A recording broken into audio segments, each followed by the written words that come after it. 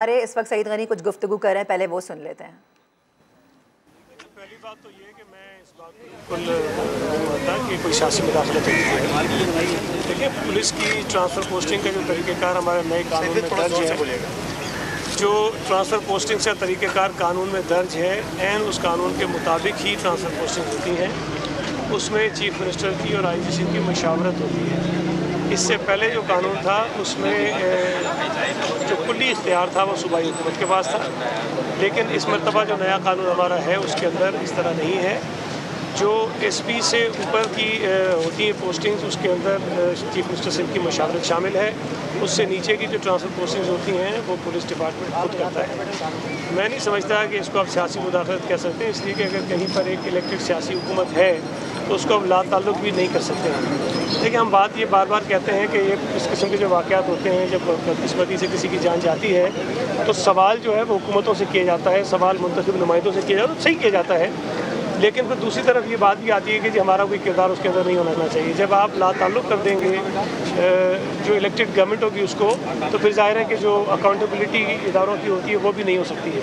तो मैं इस बात को मानने को तैयार नहीं हूँ कि कोई सियासी मुदाखलत इसके अंदर है। और कराची के तक तो मैं आपको यकीन से बता सकता हूँ, मैं पीपल्स पार्टी कराची का सदर हूँ, कोई एक ट्रांसफ़र पोस्टिंग भी मेरे कहने पर नहीं होती और ना ही मैं उसके अंदर मुदाखलत करता हूँ। जहाँ तक क्राइम की बात है, देखिए ये बदकिस्मती की बात है कि वाक़यात हुए हैं और हो रहे हैं, और उसके अंदर पुलिस ने कोशिश की है, लेकिन बदकिस्मती से जो स्ट्रीट क्राइम्स हैं उसमें कोई खातर ख्वाह कमी नहीं आई।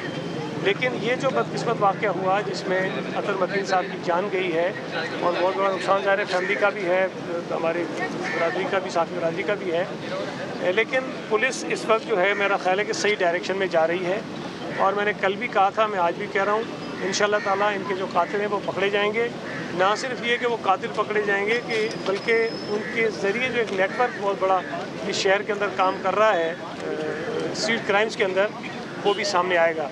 अब हम कोशिश कर सकते हैं कि इस किस्म के वाक़यात ना हों और जो जराइम है उसमें कमी आ जाए, वो किसी तरह से कंट्रोल में आ जाए और बेगुनाह शहरियों की जानें उसमें ना जाएं। लेकिन कोई भी हुकूमत, कोई भी फ़र्द आपको 100% यकीन दहानी नहीं करा सकता कि इस किस्म के वाक़यात नहीं होंगे। और ये सिर्फ सूबा सिंध तक या कराची तक महदूद नहीं, इस किस्म के वाक़यात दीगर सूबों में, दीगर शहरों में भी होते रहते हैं। लाहौर प्रेस क्लब के सामने भी एक जर्नलिस्ट को जो है गोली मार कर शहीद कर दिया गया था, और वाक़यात इस किस्म के होते रहते हैं। मैं नहीं कहता कि अगर वहाँ हो रहे हैं तो यहाँ उसकी जस्टिफिकेशन है, लेकिन बहरहाल सिंगल आउट जो है करना, मैं समझता हूँ कि मुनासिब नहीं है कि किसी शहर को किसी सूबे को किया जाए। बेरोजगारी और मंशियात बुनियादी रीज़न है ये स्ट्रीट क्राइम के, तो इन दोनों देखिए, मैं अर्ज़ करूँ आपसे, जो स्ट्रीट क्राइम्स हैं या दीगर जराइम है ना, उसके ऊपर मुख्तलिफ ममालिक में रिसर्च होती रहती हैं कि उसकी वजूहात क्या हैं।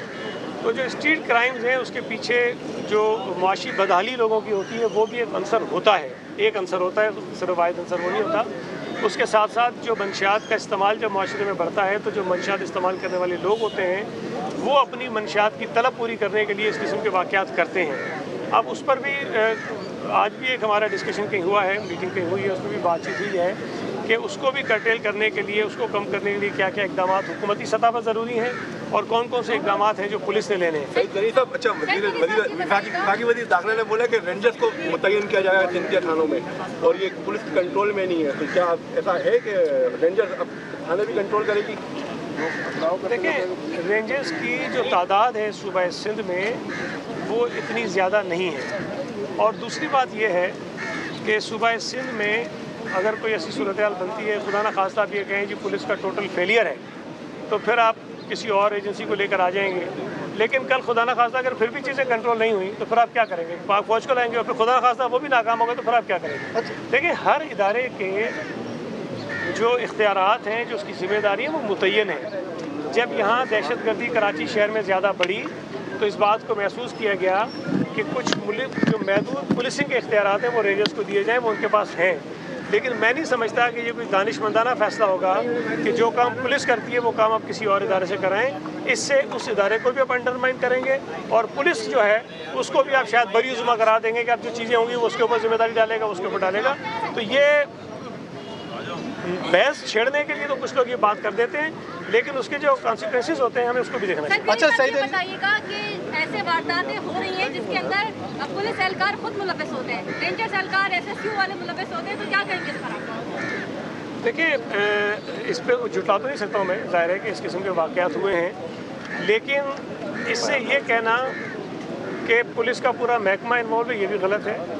पुलिस के अंदर खराबियां हैं, हम भी मानते हैं, पुलिस तो खुद भी मानती है, लेकिन उससे ये कह देना कि पुलिस के अंदर हर आदमी बुरा है, तो ये भी गलत है।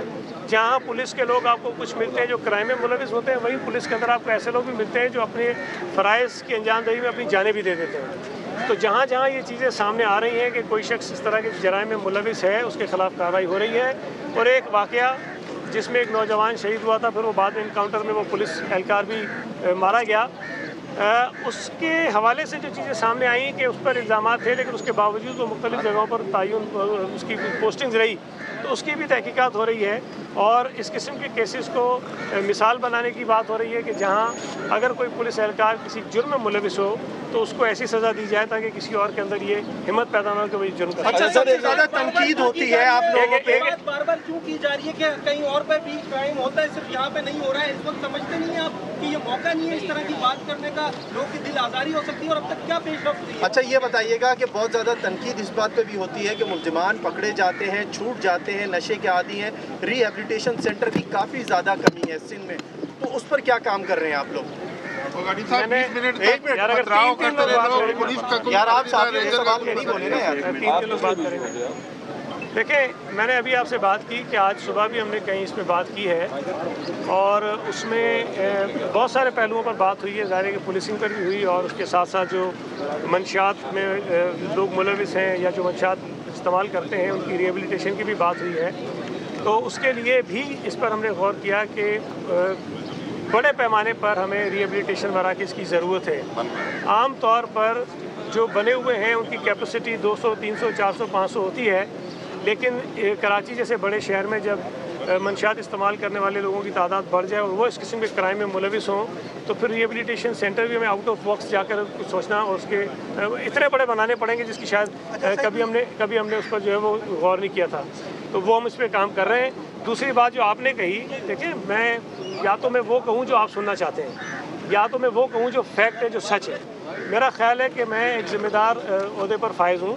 मेरा ये फ़र्ज़ है, मेरी ये ड्यूटी है कि मैं लोगों को सच बताऊँ, चाहे वो तल्ख क्यों ना हो, चाहे वो कड़वा क्यों ना हो। मुझे पता है कि उसके फिर और हवाले से और तरह से उसको पेश किया जाता है, लेकिन अगर मैं ये कहूँ कि जी अगर कराची को या सूबा सिंध को आप सिंगल आउट करेंगे और बाकी जगहों पे अगर वो जराइम होंगे उस पर बात नहीं करेंगे तो गलत है। मैं साथ साथ ये भी कह रहा हूँ कि इसको हम जस्टिफाई नहीं कर रहे हैं कि अगर पंजाब में जराइम ज़्यादा है तो यहाँ पे भी ज़्यादा होने चाहिए। एक सेकंड देखिए, बड़ी इंपॉर्टेंट बात है।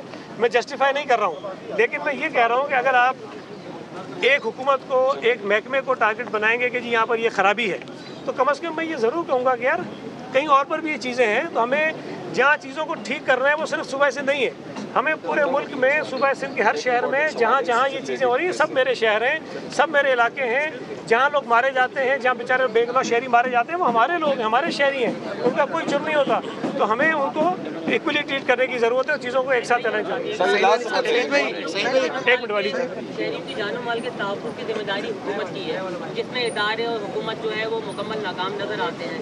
तो ये शहरी जिनकी जाने जा रही हैं सड़कों पे, उनको लूटा भी जा रहा है और जानों से मारा भी जा रहा है, क्या उनको कोई कंपनसेशन मिलेगा? उनकी फैमिलीज को गवर्नमेंट कुछ कर रही है इस हवाले से? मुसलसल शहरी मर रहे, वारदातें तो नहीं रोक पा रहे, उनके गमों का दावा कर सकते हैं आप लोग कि क्या कहीं साजिश तो नहीं? और इस हुकूमत के खिलाफ आए दिन जो वारदातें बढ़ रही है, कल जो है एडिशनल आई जी साहब ने चार्ज संभाला है और आज वारदातें तेज़ी से शुरू हो गई शहर में, ऐसा तो नहीं है कि साजिश हो रही है? ऐसा तो नहीं। पहली बात तो देखिए ये है कि मैं इस बात को हमेशा मानता भी रहा हूँ, कह भी रहा हूँ, अभी भी कह रहा हूँ, ये प्रोविंशियल गवर्नमेंट की जिम्मेदारी है कि लॉ एंड ऑर्डर को मेंटेन करे और मुख्तलिफ इदारों के ज़रिए मेंटेन करे, जिसमें पुलिस भी है, रेंजर्स भी है, हमारे पास स्पेशल ब्रांच भी है, इवन जो फेडरल इंटेलिजेंस एजेंसीज़ हैं उनके साथ भी एक अच्छा रब्ता होता है और उनकी भी एक बड़ी मदद इसके अंदर हमें मिलती है।